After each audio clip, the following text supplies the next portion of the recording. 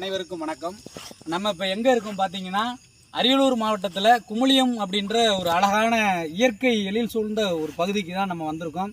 இந்த குமுளியம் பகுதியில் ஒரு மிகப்பெரிய சிறப்பு என்னென்னா, அரசு மருத்துவமனைக்கு பின்னாடி இந்த ஊரில் இருக்கக்கூடிய சமூக ஆர்வலர்கள், குறிப்பிட்டே சொல்லணும்னா அறிவியல் ஆசிரியர் முத்துகிருஷ்ணன் அப்படின்றவர் ரொம்ப இயற்கையின் மீது ஆர்வம் கொண்ட ஒரு நல்ல மனிதர்.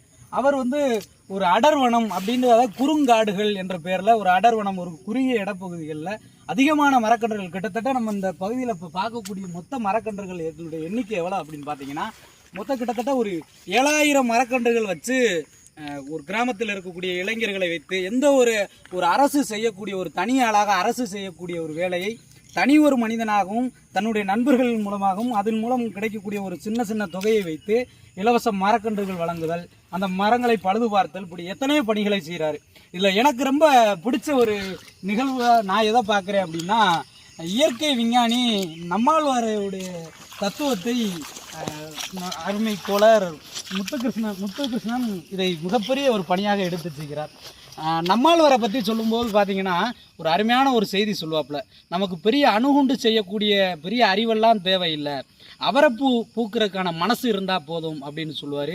உண்மையிலே அது நிதர்சனமான உண்மை. தான் ஒரு அறிவியல் ஆசிரியராக இருந்தாலும் கூட அணு ஆயுதம் கண்டுபிடிக்க வேண்டும் என்ற சிந்தனைக்கெல்லாம் போகாமல் அவரைப்பூ பூக்க வேண்டும் என்ற அந்த நம்மாழ்வாரின் சிந்தனையோடு ஒத்திருந்து இன்றைக்கு மிகப்பெரிய ஒரு அடர்வனத்தை இன்றைக்கு தோழர் முத்துகிருஷ்ணன் உருவாக்கி இருக்கிறார். உண்மையிலே மிகுந்த மகிழ்ச்சி.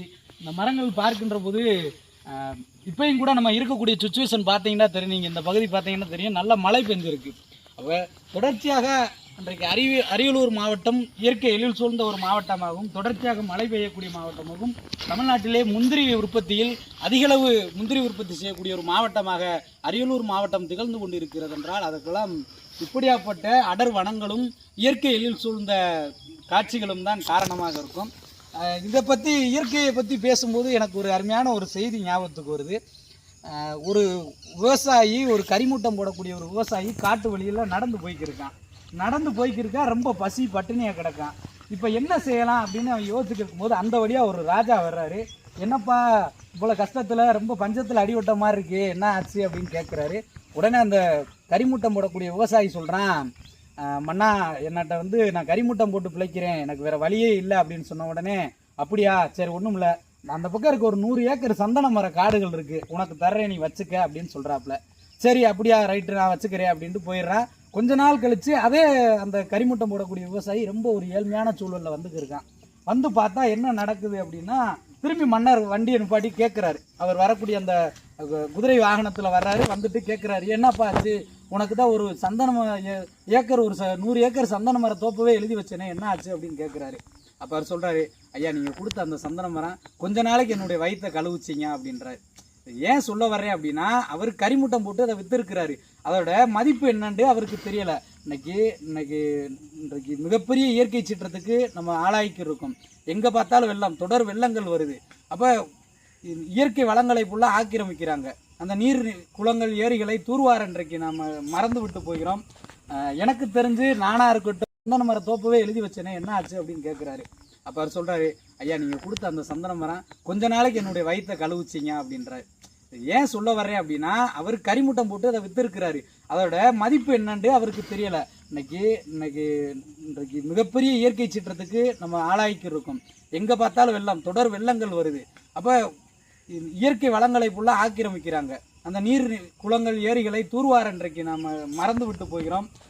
எனக்கு தெரிஞ்சு நானாக இருக்கட்டும், நீங்களாக இருக்கட்டும், இந்த காணொலியை பார்க்கக்கூடிய யாராக இருக்கட்டும், நீங்கள் எல்லாரும் குளிப்பறிச்சிருப்பீங்க, நானும் குளிப்பறிச்சிருப்பேன். நம்ம மனிதர்களுக்கு குளிப்பறிக்கிறத விட்டுட்டு மரங்கள் நடுவதற்கு குளிப்பறித்தோம்னாலே இன்றைக்கு சமுதாயம் மட்டுமல்லாமல் வருங்கால சமுதாயமும் நல்ல மகிழ்ச்சியாக வாழும்.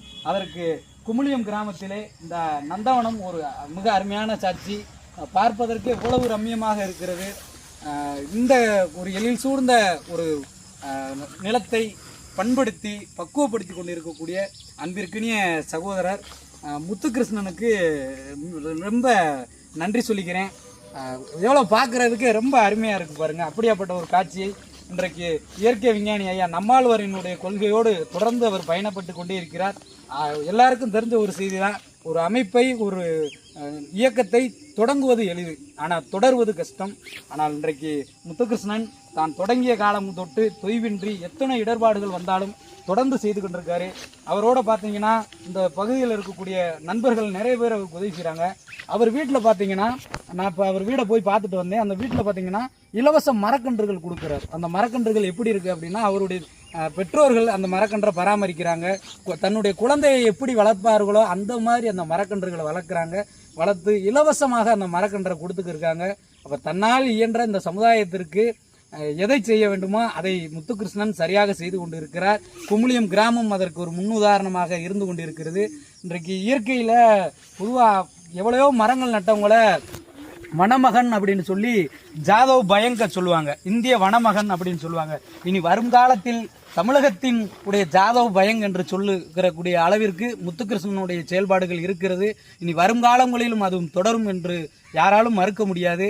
அதே மாதிரி ஆப்பிரிக்காவினுடைய வங்காரி மாத்தாய் கோடிக்கணக்கான மரங்களை நட்டாங்க. அது நம்ம எல்லாருக்கும் தெரியும், பார்வையாளர்களுக்கு உங்களுக்கும் தெரியும், போட்டித் தேர்வுகளுக்கு படிப்பவர்களுக்கும் தெரியும். அப்படியாப்பட்ட வங்காரி மாத்தாய் மரங்கள் நட்டாங்க. இன்றைக்கு முத்துகிருஷ்ணன் அத்தகைய பணியை செய்துக்கிட்டு வர்றாரு. வருங்காலங்களில் தமிழ்நாட்டினுடைய வங்காரி மாத்தாய் என்று சொல்லும் அளவிற்கு அவருடைய செயல்பாடுகள் இருக்கிறது. ஸோ அவருடைய பணி மென்மேலும் சிறக்கட்டும் என்று வாழ்த்துகிறேன். நீங்களும் வாய்ப்பு இருந்தால் இந்த குமுளியம் கிராமத்திற்கு வந்து இந்த அழகான ரம்மியமான இந்த நந்தவனத்தை நீங்கள் கண்டுகளிக்கணும்னு கேட்டுக்கொள்கிறேன். நன்றி, வணக்கம்.